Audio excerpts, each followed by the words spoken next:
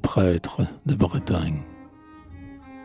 Des hommes éloignés du sol de leur ancêtre, par force, par devoir, par un vague ennui, à vous, chefs du troupeau, nos évêques, nos prêtres, ces esprits inquiets écrivent aujourd'hui. Nous n'irons pas troubler les pères et les mères. Vous, leur guide secret, cette lettre est pour vous. Et n'ayant à parler que de choses amères, nous ne parlerons pas dans la langue de tous. Est-il vrai, dans les bourgs et les plus humbles trêves, les écoles d'enfants surgissent par milliers, tant que le bruit des flots murmurant sur les grèves ne pourrait plus couvrir la voix des écoliers. Bien, il faut que la terre où toute vie abonde reçoive et rende au jour la semence des blés, et que l'esprit de l'homme, autre terrain, féconde, les germes immortels en lui-même assemblés. Mais, prêtre, est-il vrai, dans ces classes sans nombre, notre langage à nous ne résonne pas. Nos vieux saints ont pleuré dans leur chapelle sombre. Las, dit Oël, les fils des guerriers que j'aimais. Donc, à notre retour, du milieu de la lande, le joyeux aliquet ne s'élèvera plus.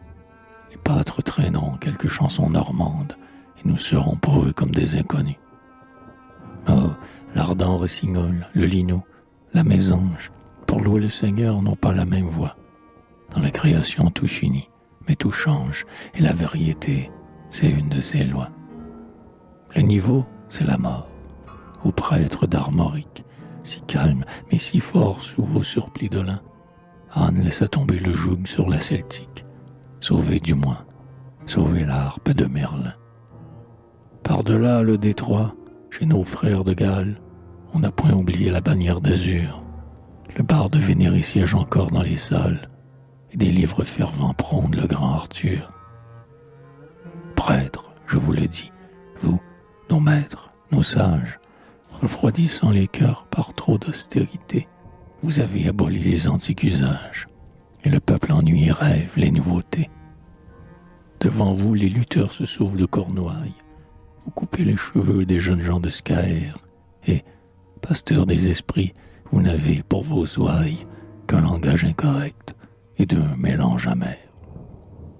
Niveleur imprudent, la vieille langue éteinte, tous les vices nouveaux chez vous arriveront.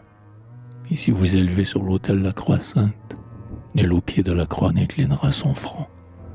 Dieu vous donna le soin de la vivante chaîne, il en est temps, sondez ces mystiques anneaux, affermissez le roc où doit grandir le chêne, entretenez la digue où s'amassent les eaux.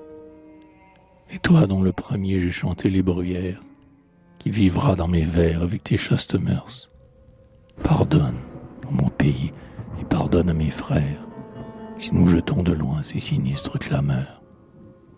Tout amour est craintif, puis une telle crise semble bouleverser tes flancs près de s'ouvrir.